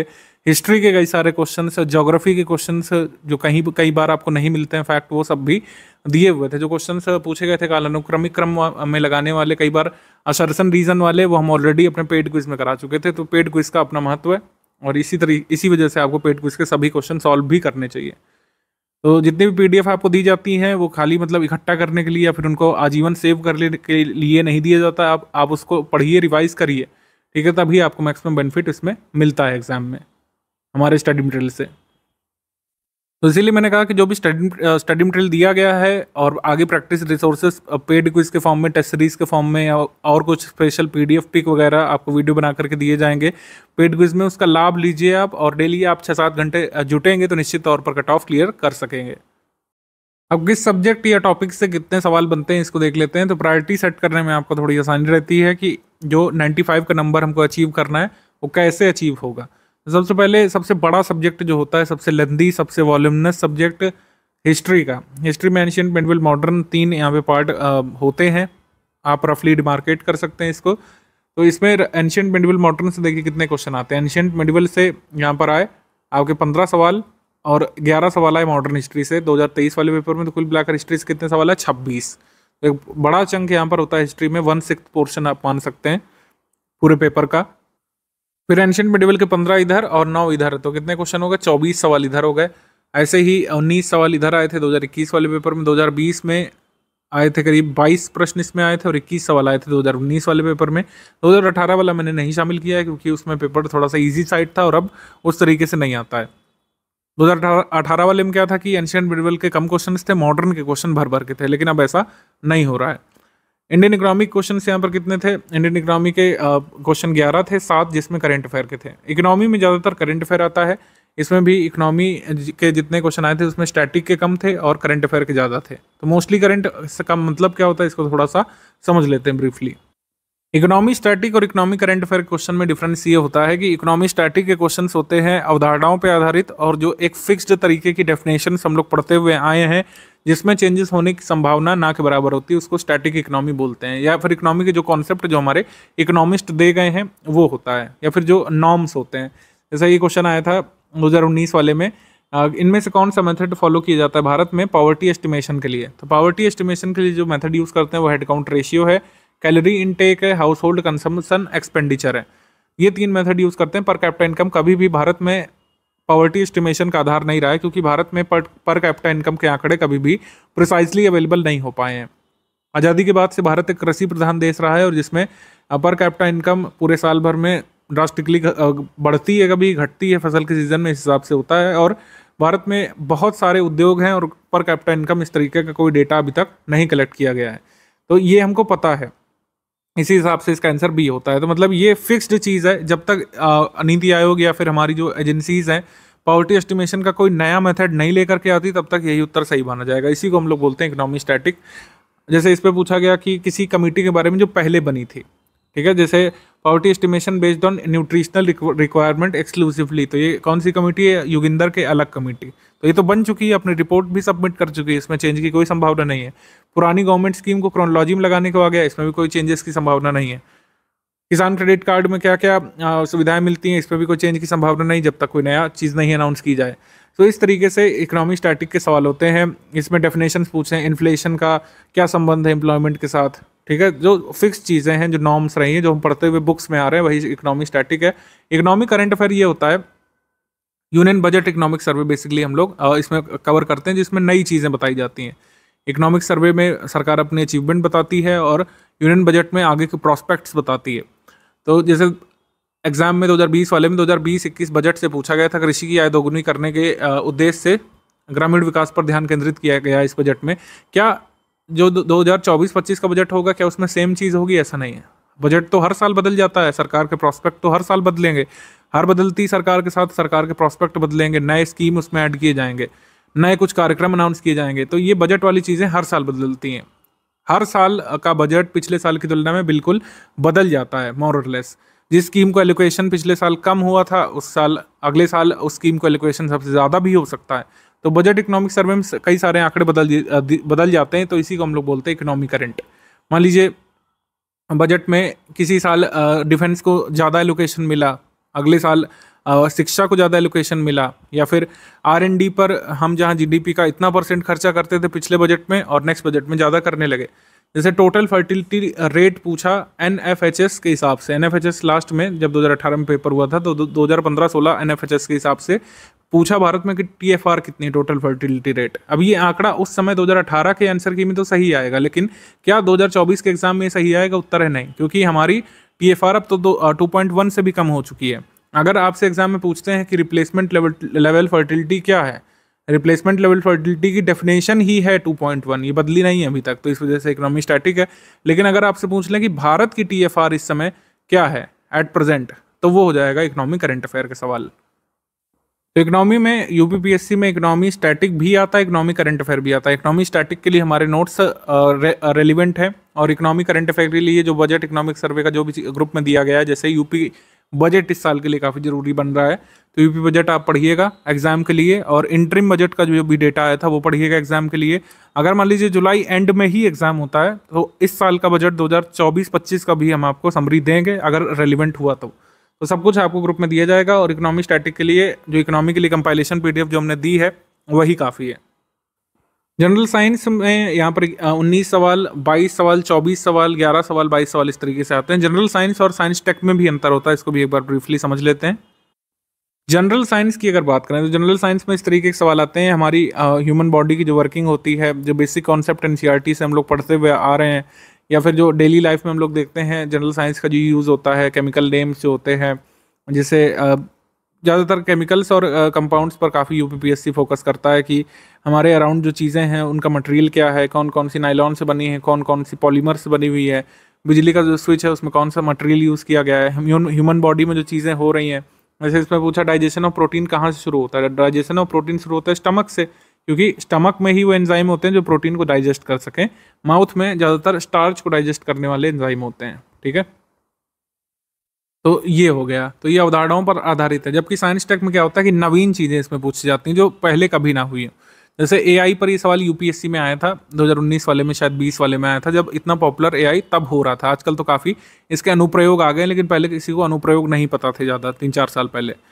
तो ये है साइंस टेक में क्या आ सकता है। साइंस टेक में जैसे अभी गगनयान की बात हो रही है, ट्रेंडिंग है गगनयान, तो गगनयान के यात्रियों के नाम यहाँ पर सार्वजनिक किए गए हैं। गगनयान से एसोसिएटेड टेक्नोलॉजीज अगर पूछे तो साइंस टेक है ये, ठीक है। जो पॉलीमर हम लोग पढ़ते हुए आ रहे हैं, ये तो बेसिक साइंस हो गया, क्योंकि ये बहुत पहले से, सदियों से, एटलीस्ट मतलब 100-200 साल पहले से लोग इसको जान रहे हैं। जबकि कार्बन फाइबर्स जो है ये ट्रेंडिंग अभी है। कार्बन फाइबर अभी चर्चा में है कि ये बहुत हल्का है और स्टील से भी ज़्यादा मजबूत है। तो ये सारी चीज़ें तो एकदम रिसेंट ट्रेंडिंग जो चीज़ें हैं वो साइंस टेक में आएगी, और जो पुरानी चीज़ हम लोग पढ़ते हुए आ रहे हैं वो जनरल साइंस में आती है। तो जनरल साइंस और साइंस टेक दोनों ही आते हैं। जनरल साइंस ज़्यादा आती है हमारे प्रीलिम्स में, साइंस टेक कम आती है। साइंस टेक हमारे मंथली करंट अफेयर से कवर हो जाती है, क्योंकि साइंस टेक का सेक्शन हम मंथली करंट अफेयर में रखने लगे हैं। आपने देखा होगा मंथली करंट जिन लोगों ने पढ़ा है स्टडी फॉर सिविल सर्विसेज का, तो साइंस टेक एक अलग से हम लोग पूरा सेक्शन ही रखते हैं डिफेंस के अलावा। पहले डिफेंस में ही कवर करते थे, लेकिन अब साइंस टेक एक अलग से सेक्शन होता है। Monthly current affair study for civil service से यूपीपीएससी के लिए कवर हो जाता है सब कुछ। इसमें जनरल साइंस के लिए आपको नोट्स ग्रुप में दिए गए हैं। ये कुछ और हमने एग्जाम्पल कलेक्ट किए हुए हैं कि जनरल साइंस और साइंस टेक में क्या अंतर होता है। जैसे इसमें केमिकल्स और उनका जो यूसेज है इसके बारे में आया है, किस केमिकल का क्या यूसेज है, किस इंडस्ट्री में यूज़ है, और हमारी ह्यूमन बॉडी की वर्किंग के बारे में कि पसीना निकलता है तो ह्यूमन क्लाइमेट्स में ज़्यादा पसीना निकलता है। गोल्डन राइस जो है इसका उपयोग क्या है, गोल्डन राइस किस में रिच होता है, बीटा कैरोटीन में। कैरोटीन जो है ये क्या है, और केराटिन जो है ये क्या है, इसमें दोनों में अंतर होता है, कैरोटीन और केराटिन में, ये दोनों अलग अलग हैं। कैरोटीन एक विटामिन है और केराटिन एक प्रोटीन है। ये सब ऑयल में किसको स्टोर करके रखते हैं, तो अलग अलग एलिमेंट्स की जो प्रॉपर्टीज़ होती हैं वो सब हो गया। और साइंस टेक में क्या है, नवीन चीज़ें, जैसे हमने कहा नया सैटेलाइट कोई लॉन्च हो रहा है, नया जैसे अभी एक स्पेस पोर्ट भारत ने अपना नया लॉन्च किया तमिलनाडु में। अभी तक सिर्फ श्रीहरिकोटा में भारत का स्पेस पोर्ट था, लेकिन अब तमिलनाडु में भी बनने जा रहा है, उसकी आधारशिला रख दी गई है पीएम मोदी जी के द्वारा। तो वो साइंस टेक हो गया। तो ये सब कहाँ से कवर होगा, मंथली करंट अफेयर से। आगे बढ़ते हैं। इंडियन पॉलिटी से लगभग फिक्स है कि 18 से 22 सवाल आते हैं। कभी 18 आते हैं, कभी जो है 20 आते हैं, कभी 19 आते हैं, कभी 16 आते हैं। इस तरीके के प्रश्न आते हैं। एक बार तो 26 भी आए थे। इंडियन पॉलिटी के लिए लक्ष्मीकांत बेसिक बुक होती है, लेकिन अगर आपने वो नहीं भी पढ़ पाए पूरी, तो जो स्टडी फॉर सिविल सर्विस की लिस्टिंग कंपाइलेशन है वो सफिशिएंट होगी। अभी मैं पूरा सब्जेक्ट वाइज भी आपको बताने वाला हूँ अलग से, किस सब्जेक्ट के लिए क्या क्या आपको दिया गया है लिस्टिंग कंपाइलेशन में, अभी उसी पर आने वाले हैं। इसके बाद देखिए इंडियन ज्योग्राफी वर्ल्ड ज्योग्राफी, तो इंडियन ज्योग्राफी वर्ल्ड ज्योग्राफी से 21 सवाल, 18 सवाल, 2021 में 16 सवाल, 2020 में 16 सवाल और 2019 में 18 सवाल इसमें आए थे। इसके बाद यूपी जी के यूपी करंट का वेटेज लगातार बढ़ रहा है। जब से यूपी स्पेशल इंट्रोड्यूस किया गया मेंस में, तब तक हम मान के चल रहे हैं कि वेटेज बढ़ेगा ही। 6 प्रश्न इसमें आए थे 2023 में, 2022 वाले में ज़्यादा आए थे, 8 आए थे। तो 6 से 8 प्रश्न आप मान के चलिए यूपी स्पेशल से होंगे, जिसमें यूपी जी के भी आएगी और यूपी करंट भी आएगी। तो यूपी जी के भी आपको दिया गया है, यूपी करंट अफेयर भी दिया गया है। करंट अफेयर जो नेशनल इंटरनेशनल वाला है, इससे कितने क्वेश्चन आते हैं, 32 सवाल लगभग आते हैं। कभी 29 आते हैं, कभी 30 भी आए, कभी 28 हो सकते हैं। इस बार 33 आ गए थे 2021 में, और 28 सवाल 2019 वाले में भी आए थे, और 28 सवाल 2020 वाले में भी आए थे, जो टफ पेपर एक माना गया था। तो इस तरीके से तो करंट अफेयर का वेटेज लगभग कितना हुआ, नेशनल इंटरनेशनल अगर इसमें जोड़ दें, यूपी करंट अफेयर जोड़ दें, इकोनॉमिक करंट अफेयर जोड़ दें, तो काफ़ी अच्छा खासा वेटेज इसमें हो जाता है। 150 में से 40 प्रश्न हो जाते हैं सब मिलाकर के, अगर आप ऐड करें। कुछ सब्जेक्ट वाइज करंट अफेयर भी होते हैं। मान लीजिए कोई करंट अफेयर में इवेंट न्यूज़ में रही, उससे एसोसिएटेड हिस्टोरिकल सिग्निफिकेंस उसका पूछ लिया गया, ठीक है। कोई पर्सनालिटी चर्चा में रहे, जैसे लसित बोरफुकन जो है लगातार चर्चा में है, स्टैचू ऑफ वेलोर उनके नाम पर जो है बनाई जा रही है। हो सकता है उनकी डायनेस्टी के बारे में कुछ पूछ लें, तो वैसे तो सवाल हिस्ट्री का कहलाएगा, लेकिन है तो करंट अफेयर से एसोसिएटेड। तो इस तरीके के भी सवाल होते हैं। मिसलेनियस टॉपिक्स जो है ये बहुत छोटी पीडीएफ होती है, इससे कई बार सवाल ज़्यादा आ जाते हैं। इस बार 10 आए थे, 20 सवाल भी आ चुके हैं पहले, और 22 सवाल तक भी आ चुके हैं मिसलेनियस से। तो मिसलेनियस काफ़ी ज़रूरी होता है, और इसकी पीडीएफ हमने अपडेट करके दे दी है। इसमें आगे जो भी अपडेट होंगे आपको मिल जाएंगे। तो मिसलेनियस भी आपको मिल गया। इस तरीके से प्रायोरिटी आप सेट कर सकते हैं। एक आधे सवाल एग्रीकल्चर से भी हो सकते हैं, आर्ट कल्चर से भी हो सकते हैं, तो उसकी भी शॉर्ट पीडीएफ दी गई है। देखिए कुल मिलाकर उद्देश्य क्या है ये सब बताने का? उद्देश्य ये है कि कोई भी सब्जेक्ट ऐसा नहीं है कि इंटायरली ही आप इग्नोर कर दीजिए। मान लीजिए जैसे यूपी जी के यूपी करंट अफेयर है, आपको लगता है कि इसमें बहुत ज़्यादा हमको समय देना पड़ रहा है और वही समय मैं डिवोट कर सकता हूँ मिसलेनियस में, तो आप इसमें जो है कर सकते हैं। ये लास्ट मोमेंट वाली चीज़ें हैं, अभी मेरे हिसाब से सारे सब्जेक्ट पढ़े जा सकते हैं, रिवाइज भी किए जा सकते हैं, तो इतना पैनिक होने की ज़रूरत नहीं है। अब सबसे जो ज़रूरी मुद्दा वीडियो का कि क्या कैसे पढ़ना है, कई सारी पीडीएफ आपको ग्रुप में शो हो रही होंगी, लेकिन जो सब्जेक्ट वाइज आपको प्रायोरिटी बेसिस पर रखना है वो ये है। जो सबसे पहले लिखा है वो है उसको सबसे पहले कंप्लीट करना है। जैसे हिस्ट्री के लिए लिस्टिंग पीडीएफ और कंपाइलेशन पीडीएफ आपको पढ़ना ही पढ़ना है। इसमें अलग से बार बार नहीं पूछे क्या सर इसकी केवल कंपाइलेशन पढ़ लें क्या लिस्टिंग पढ़ लें, ऐसा नहीं है, दोनों ही आपको पीडीएफ स्टडी करनी पड़ेगी मैक्सिमम क्वेश्चन अपने एग्जाम में सही करने के लिए। तो हिस्ट्री में सबसे पहले आपको compilation PDF listing PDF complete करनी है, फिर पीवाईक्यू सॉल्व कर रहे हैं हिस्ट्री के, फिर टेस्ट सीरीज जो आपकी होगी फुल लेंथ होगी और सेक्शन वाइज होगी, उसमें हिस्ट्री क्वेश्चन सॉल्व करिए, ये करिए आप सबसे पहले। ठीक है, सबसे पहले क्या मतलब ये एटलीस्ट आपको इतना करना है, इतना ही सफिशिएंट होगा। बाकी पेड क्विज में जो क्वेश्चंस आएंगे उसमें हिस्ट्री के कई सारे क्वेश्चंस की प्रैक्टिस होगी, उतना काफ़ी है। ज्योग्राफी में भी यही करना है, कंपाइलेशन पीडीएफ है, लिस्टिंग पीडीएफ है, पीवाईक्यू से हिस्ट्री ज्योग्राफी क्वेश्चन आप प्रैक्टिस करिए, टेस्ट सीरीज से पीवाईक्यू मतलब टेस्ट सीरीज के क्वेश्चन सॉल्व करिए, ज्योग्राफी क्वेश्चन उसमें होंगे कई सारे, और क्विज के क्वेश्चन होंगे ज्योग्राफी के जो आपको प्रैक्टिस इससे करनी होगी। राज्य व्यवस्था के बारे में देखें तो बिल्कुल ऊपर जैसा होगा, कंपाइलेशन लिस्टिंग इसमें पढ़ना होगा, फिर पीवाईक्यू आपको स्टडी करना होगा, और टेस्ट सीरीज में क्वेश्चंस आएंगे पॉलिटी के, पेड क्विज में आएंगे। स्टैटिक इकोनॉमी के लिए इकोनॉमी कंपाइलेशन आपको दी गई है। इसमें बता दूं आपको कि इकोनॉमी में कोई लिस्टिंग एग्जिस्ट नहीं करती है, इकोनॉमी में स्टैटिक के लिए कोई लिस्टिंग नहीं होती है। लिस्टिंग की जगह इसमें क्या होता है, लिस्टिंग की जगह इसमें होता है बजट इकोनॉमिक सर्वे के नोट्स होते हैं। जैसे इंटरिम बजट के आपको फुट नोट्स मिल गए होंगे, जो बुलेट पॉइंट्स में कई सारे जो जरूरी फैक्ट है। इंटरिम बजट जो आया इस साल उसके मिल गए होंगे, यूपी बजट के मिल गए होंगे, इकोनॉमिक सर्वे की समरी लास्ट ईयर की मिल गई होगी, और यूपी बजट की तो इस साल की मिल गई होगी। लास्ट ईयर के इकोनॉमी की हमने आपको दे दी होगी, इकोनॉमिक सर्वे की बजट की, उसको आपको स्टडी करना होगा। इकोनॉमी स्टैटिक के लिए इकोनॉमी कंपाइलेशन सफिशिएंट है, बाकी इकोनॉमी करंट के लिए बजट आपको पढ़ना पड़ेगा, लास्ट ईयर वाला भी और इस साल का यूपी बजट भी और इंटरिम बजट भी, क्योंकि श्योर नहीं हो सकते हम कि किससे सवाल आएगा। 17 मार्च वाला पेपर आ गया तो लास्ट ईयर के बजट से भी आ सकता है, मान लीजिए नया पेपर बना तो यूपी बजट से भी आ सकता है, दोनों ही सिनेरियोज हैं। तो इस वजह से इकोनॉमी में अच्छी खासी मेहनत इस बार आपको करनी पड़ेगी। हालांकि नोट्स बहुत शॉर्ट में है, इकोनॉमिक सर्वे के नोट्स अगर आप देखें, हमारे बजट के नोट्स देखें तो बहुत शॉर्ट में है, मल्टीपल टाइम्स रिवाइज किए जा सकते हैं। इन्वायरमेंट में सिर्फ लिस्टिंग कंपाइलेशन में से सफिशिएंट है, पीवाईक्यू एक बार देख लीजिएगा इन्वायरमेंट के, और टेस्ट सीरीज में इन्वायरमेंट के क्वेश्चंस लगा लीजिएगा, वो सफिशिएंट है। जनरल साइंस के लिए भी यही करना है, पीवाईक्यू और टेस्ट सीरीज के क्वेश्चन, लिस्टिंग कंपाइलेशन साइंस के लिए। और करंट अफेयर के लिए मैंने बताया कि मंथली करंट अफेयर जो जहाँ तक दिया गया है उसको आप स्टडी करिए, मार्च तक का आप लोग जो है स्टडी कर लीजिए। ठीक है, मार्च 2024 तक का हमने दिया है, मार्च 2024 से पीछे जाते हुए आप स्टडी करिए जहाँ तक दिया हुआ है। और जैसा कि हमने बताया कि अभी मंथली करंट अफेयर आपको पढ़ना है, और एग्जाम से जस्ट पहले करीब 17 दिवस पहले हम आपको पूरा कंपाइलेशन देते हैं एक पीडीएफ में, जितना भी आपको नेशनल इंटरनेशनल तैयार करना होता है। और ये है इस हिसाब से। तो जहाँ पर भी कंफ्यूजन हो कि सब्जेक्ट वाइज क्या पढ़ना है, ये पेज हमने आपके स्ट्रैटेजी पीडीएफ में भी लगा दिया है, इसी को देख लीजिए कि किस सब्जेक्ट के लिए क्या आपको स्टडी करना है 2024 के प्रीलिम्स एग्जाम के लिए। यूपीपीएससी के प्रीलिम्स पेपर को लेकर जो हमारा एनालिसिस जो कहता है वो ये है कि नंबर ऑफ इजी क्वेश्चंस जो है करीब आपके पेपर में 40 होते हैं इन नॉर्मल केसेस।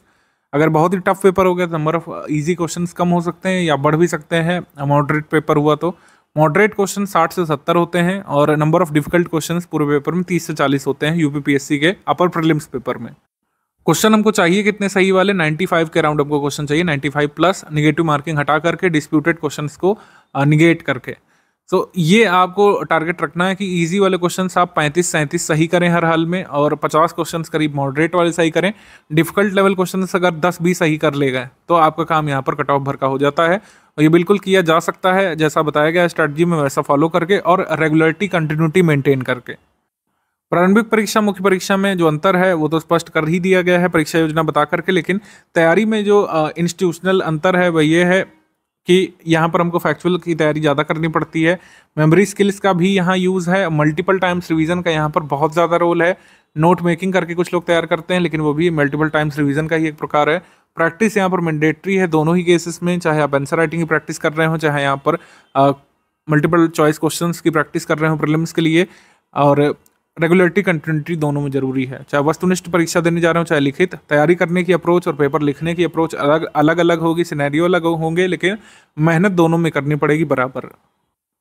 अब देखिए मल्टीपल टाइम्स रिवीजन की जहाँ पर बात हुई है तो कुछ लोग पूछते हैं कि नोट मेकिंग करना चाहिए या फिर नहीं। नोट मेकिंग जो है मैं आपको बता दूं कि लास्ट समय जब एग्जाम में आने वाला हो तो मल्टीपल टाइम्स रिवीजन पर ज़्यादा फोकस करना चाहिए, क्योंकि जितनी भी नोट मेकिंग होती है आपको लास्ट मोमेंट पे नहीं छोड़ना चाहिए, वो परीक्षा की तैयारी के पहले स्टेज में ही आपको कर लेना चाहिए। अगर नहीं भी कर पाए तो कोई ऐसी समस्या वाली बात नहीं है, जो हमने आपको नोट्स दिए हैं लिस्टिंग कंपाइलेशन वाले, उससे आपका काम प्रीलिम्स के लिए हो जाएगा। फैक्ट्स ऑलरेडी जो लिस्ट फॉर्म में है वो आपको क्या ज़रूरत है नोट करने की, इससे अच्छा है कि उसको मल्टीपल टाइम्स आप रिवाइज करिए। ठीक है, मान लीजिए कोई लिस्ट बनी हुई है इंपॉर्टेंट आर्टिकल्स की, तो आर्टिकल्स जितना बार आप रिवाइज करेंगे उतना अच्छा होगा। लिस्ट मान लीजिए बनी हुई है कंट्री और कैपिटल की, कंट्री और कैपिटल की बनी हुई है, या फिर कंट्री और माउंटेन की बनी हुई है, या फिर वोल्केनो की बनी हुई है, कुछ भी दी हुआ है, तो उसको आप मल्टीपल टाइम्स रिवाइज करिए। कोशिश कर सकते हैं कि उसको मैप में एक बार देख लीजिए। मैप एनालिसिस करने से अच्छा मैं मानता हूँ हमेशा कि मैप खुद का बनाना चाहिए, वो नोट मेकिंग से बेहतर है। आपको अपना खुद का भरा हुआ मैप हमेशा अच्छे से रिकॉल होगा। और मान लीजिए आप रिवाइज कर रहे हैं कंट्री और माउंटेन, जहाँ पर आपने कंट्री माउंटेन खुद भरा होगा, या स्टेट और माउंटेन जहाँ पर भरा होगा, वो अच्छे तरीके से आपको रिकॉल हो जाएगा। मैपिंग, वैसे तो मैपिंग से ज़्यादा क्वेश्चन नहीं आते हैं एग्जाम में, प्रीलिम्स में एक दो ही सवाल होते हैं, वो भी हमारे कंपाइलेशन पीडीएफ में बने हुए मैप से हो जाएगा, या फिर उसमें दी हुई इन्फॉर्मेशन से हो जाएगा। आपको तैयारी के दौरान चीज़ों को लर्न करने के दौरान थोड़ी सी मैपिंग करनी चाहिए। उदाहरण से समझते हैं इसको। मान लीजिए ये जो है चूना पत्थर जहाँ जहाँ पर पाया जाता है, जिस जिस राज्यों में उसकी सूची दी हुई है। अब सूची में क्या है, कई बार आप कंफ्यूज होते हैं कि इतना सब कुछ कैसे लर्न होगा। अगर आपको इस सूची को अच्छे से तैयार करना है तो ये किया करिए कि आप सूची में दिए हुए जो भी कह सकते हैं जिलों के नाम हैं या फिर माइंस के नाम है, उसको भारत के पॉलिटिकल मैप में भरिए। जैसे जो हिमाचल प्रदेश में लाइमस्टोन एरियाज है, मैंने उनको भरा है, बिलासपुर, चंबल, कांगड़ा, ये सब कहाँ पे हैं, एचपी में, हिमाचल प्रदेश में। और ये वाले जो है मध्य प्रदेश वाले, मैंने मध्य प्रदेश में भर दिया है, मध्य प्रदेश में। और नीचे तमिलनाडु वाले हमने तमिलनाडु वाले में भर दिया है, इस तरीके से। तो जब भी आप ये लाइमस्टोन इंडिया रिवाइज करने की कोशिश करेंगे तो लिस्ट पढ़ने से अच्छा क्या हो सकता है कि आप ये मैप उठा लेंगे, और चाहे तो लिस्ट के साथ मैप इसमें इनक्लोज कर सकते हैं। ये आपको एक अच्छी मेमोरी दे देता है और फिर आपको तुरंत रिकॉल हो जाएंगी चीज़ें। ठीक है, इस तरीके से आपको मैपिंग पर फोकस करना चाहिए। फोकस क्या करना चाहिए, ये एक वन ऑफ द मेथड है जो आप अपना सकते हैं। कुछ लोगों के लिए सिंपल मेथड वर्क करता है कि इसी सूची को वो 3-4 बार एग्जाम से पहले पढ़ लें तो उनको याद रह जाता है। तो आइदर वे कोई भी तरीका आप फॉलो कर सकते हैं। मैं आपको पूरी इनसाइट यहाँ पर दे रहा हूँ। ऐसे ही कोल माइंस इन इंडिया का मैप है। आप क्या कर सकते हैं कि इंडिया पॉलिटिकल का मैप लाए और हमारी लिस्टिंग में जितनी भी कोल माइंस दी हुई है उसको मैप में मार्क किया। इसी तरीके का ब्लैंक मैप आप लाइए, पहले इस तरीके से चाहें तो मार्क कर लीजिए और सिंपली फिर राज्यों के नाम भरना शुरू कर लीजिए कि कर्णपुरा कहाँ पर पड़ेगा, झारखंड में। कर्णपुरा कहाँ पर पड़ेगा, झारखंड में। और झिलमिली कहाँ पड़ेगा, झिलमिली पड़ेगा छत्तीसगढ़ में। तो हमने छत्तीसगढ़ यहाँ पे फिलअप कर लिया। फिर यहाँ पे तंदूर लिखा हुआ है, तो तंदूर कहाँ पर पड़ेगा, तेलंगाना में। तलचर कहाँ पड़ेगा, तलचर ओडिशा में पड़ जाएगा भाई, इस तरीके से। और कांपटी, वरोरा और वलरपुर यहाँ ये कहाँ पर पड़ेगा, महाराष्ट्र में। तो इस तरीके की मैपिंग कई बार आपको चीज़ें रिकॉल करवा देती है। ऐसा नहीं है कि एकदम मैपिंग जैसा ही एग्जाम में क्वेश्चन आ जाएगा, लेकिन अगर मैचिंग वाला क्वेश्चन आ गया या फिर चूज नॉट करेक्ट वाला क्वेश्चन आ गया तो एक अच्छी मेमोरी आपके दिमाग में क्रिएट हो जाएगी। जैसे माकुम जो है ये ऑयल कोल्ड रीजन कहाँ पर मिलेगा, असम में। ये ऑयल के लिए भी फेमस है। कोई कॉन्सेप्ट आप तैयार कर रहे हैं, 18 डिग्री आइसोथर्म नहीं सोच में आ रहा है, उसको आप इसमें मैप में बना लीजिए। मेरे हिसाब से कितने का, 2 या 3 रुपए का एक मैप पड़ेगा आपको 10-15 यहाँ पे बना लेने हैं, जो आपको पूरी अच्छे तरीके से कई सारी चीज़ें रिकॉल करवा देता है। 18 डिग्री समताप रेखा का महत्व क्या है, किसने इसको प्रतिपादित किया था, डुडले, स्टैम्प और कैंड्रयू ने। और ये कहाँ से गुजरती है, इसके नॉर्दर्न वाला हिस्सा क्या कहलाता है, टेम्परेट इंडिया कहलाता है, सदर्न वाला हिस्सा क्या कहलाता है, ट्रॉपिकल इंडिया कहलाता है, ट्रॉपिकल रीजन। इस तरीके से मैपिंग का यूज़ किया जा सकता है नॉर्मल फैक्ट को तैयार करने के लिए। अब मैंने इंडिया के बारे में बताया, आयरन ओर माइन बता दी, आपको कोल माइन बता दी, गोल्ड माइन भी मैं दिखा दे रहा हूँ। आप इसमें वर्ल्ड मिनरल्स का बना सकते हैं, ठीक है। और फिजिकल ज्योग्राफी में भी कई सारे मैप से तैयारी की जा सकती है। इस तरीके से आपको फोकस करना है, और जो 6-7 घंटे आपको देने हैं उसमें सब कुछ ही किया जा सकता है, अभी भी किया जा सकता है। अदरवाइज नहीं फॉलो कर सकते हैं, बहुत नहीं आपको मैपिंग वगैरह के समय मिलता है। टोटल फोकस कर डालिए आप मल्टीपल टाइम्स रिविजन पर।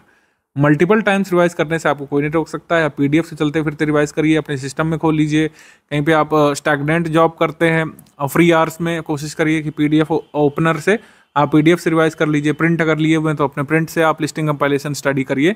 पढ़ने वालों के पास तमाम बहाने हैं। तो आई होप आप नोट मेकिंग और मल्टीपल टाइम्स रिवीजन का और मैपिंग का ये सब कॉन्सेप्ट समझ चुके होंगे और किस तरीके से आपको इसका लाभ लेना चाहिए ये भी समझ में आपको आ गया होगा।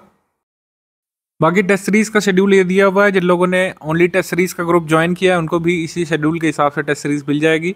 20 section wise 15 full length test होंगे और ये किसी ऐप में नहीं होंगे। टेलीग्राम आपके स्टडी मटेरियल वाले ग्रुप में ही PDF आएगी, उससे आपको अटेम्प्ट करना होगा और उसी से आपको आंसर अपने मैच करने होंगे। ऑफलाइन टाइप में आपको टेस्ट सीरीज देनी होगी। रात में 8 बजे पे टेस्ट सीरीज की PDF आएगी, मतलब जिस तारीख को टेस्ट है, मान लीजिए टेस्ट है आपका आखिरी फुल लेंथ टेस्ट है 18 जून को, तो 18 जून 2024 की नाइट में आपको ये टेस्ट मिलेगा। इस तरीके से हमने डिज़ाइन किया है इसको, क्योंकि जुलाई में पेपर है। 18 जून तक आपकी सारी टेस्ट सीरीज यहाँ पे फिनिश हो जाएंगी। टेस्ट सीरीज से आप प्रैक्टिस करिए। टेस्ट सीरीज बहुत ज़रूरी पार्ट है आपके प्रैक्टिस रिसोर्सेज में, ध्यान रखिएगा, क्योंकि इन्फॉर्मेशन डेंस टेस्ट सीरीज होती है। कई बार ऐसा होता है कि हमारी एक ही टेस्ट सीरीज के क्वेश्चन से एक ही टेस्ट सीरीज के क्वेश्चन से 2 अलग अलग क्वेश्चन भी आपके एग्जाम में आ सकते हैं। तो इस वजह से टेस्ट सीरीज में देखिएगा कि आप सारे फैक्ट कवर कर लें। टेस्ट सीरीज को एज अ स्टडी मटेरियल भी यूज़ करना आप लोग सीखिए लास्ट मोमेंट में। मान लीजिए आपने जो टेस्ट अटेम्प्ट किया फुल लेंथ वाला, उसमें आप मान लीजिए 60 ही क्वेश्चन कर पाए, जबकि हमारा टारगेट क्या है 95 का। ऐसा नहीं कि आप पीछे रह गए। कई बार हमारे टेस्ट जो है टफ ट्रिकी लेवल के होते हैं। ये 35 क्वेश्चन का जो गैप है, इसको देखने के बजाय जो इन्फॉर्मेशन है उन 35 क्वेश्चन में और उसके एक्सप्लेनेशन में जो आपने मिस कर दिए, उनको आपको तैयार करना है एज अ स्टडी मटेरियल कि आगे अगर इनसे संबंधित कोई भी तथ्य बन गया या फिर इसी क्वेश्चन को दोबारा पूछ लिया, इसी स्टेटमेंट को अलग तरीके से एग्जाम में पुट कर लिया, तो उसको हम गलत नहीं करें। इस पर फोकस करना है सिंपली आपको। बाकी स्ट्रैटेजी PDF मैंने बताया कि ये जो है फाउंडेशन बैच का स्ट्रैटेजी PDF होता है, इसी को हम आगे तक चलाते हैं। इसके मोस्ट इंपॉर्टेंट चीज़ें हालांकि स्ट्रैटेजी में बता दी जाती है कि बुनियादी किताबों की रीडिंग वगैरह, अब इसका ज़्यादा कोई मायना नहीं रहेगा। फोकस करिए कि जो लिस्टिंग कंपाइलेशन जो हमने आपको रिकमेंड की है, जो करंट अफेयर आपको बताया है, जितने मंथ का और प्रैक्टिस रिसोर्सेज में टेस्ट सीरीज, पेड क्विज और PYQ, इनको आप लगाइए। इन्हीं से आपको जो है लाभ मिलेगा। इसी से आपका 2024 वाला कट ऑफ जो है निकल सकता है। बाकी मेंबर्स अपने डाउट कहाँ पूछें, इसके लिए मैंने बता दिया शुरू में ही कि जिन मेंबर्स के पास फुल पेड ग्रुप का एक्सेस है वो अपने डाउट पूछें डिस्कशन ग्रुप में, और जो लोग फुल पेड ग्रुप में इनरोल नहीं है वो कहाँ पूछ सकते हैं, वो अपना डाउट इस नंबर पर भेज सकते हैं जो ज्ञान सर का पर्सनल व्हाट्सएप नंबर है। हालांकि इसमें जो डाउट है थोड़ा सा टाइम लेकर के बताया जाता है। विदिन 24 आवर आपके सवाल का जवाब दिया जाएगा। कोई भी आपका पेड ग्रुप से एसोसिएटेड डाउट है तो आप वहाँ पर लिख करके बताएंगे मैं इस फला पेड ग्रुप में हूँ और मुझे ये समस्या है, कोई पिक वगैरह प्रूफ आपके पास है तो भेजिएगा। विदिन 24 आवर आपकी भी समस्या का समाधान किया जाएगा। बाकी फुल पेड ग्रुप में है, आपको दिन के समय में तुरंत डाउट सॉल्व करके दिया जाता है। और अब एग्जाम नज़दीक है तो हमारी टीम हर बार एक्टिव हो जाती है एग्जाम के समय। किसी भी पेड ग्रुप में अगर आप हैं और उस पेड ग्रुप का एग्जाम होने जा रहा है तो हमारी टीम एक्टिवली सपोर्ट करती है। और कोई भी डाउट अगर आप पूछेंगे दिन के समय में तो तुरंत आपको उसका रिप्लाई दिया जाएगा। बाकी पेड ग्रुप में स्टडी मटेरियल कैसे देखें वाला वीडियो आप अपने पिन मैसेज से आप देख लीजिए, वीडियो नंबर 2, उसमें बताया गया PDF कैसे ओपन कर सकते हैं, कैसे शेयर कर सकते हैं, क्या पासवर्ड वगैरह है, कैसे एक्सेस कर सकते हैं, प्रिंट कर सकते हैं, ये सब इसमें सेकंड वीडियो में बता दिया गया है। बाकी कोई भी चीज़ आपको लगता है कि अलग से पूछनी चाहिए तो आप डिस्कशन ग्रुप में पूछ सकते हैं। और यहाँ से आपकी 6 से 7 आवर्स का क्रैश कोर्स यहाँ से शुरू हो जाता है।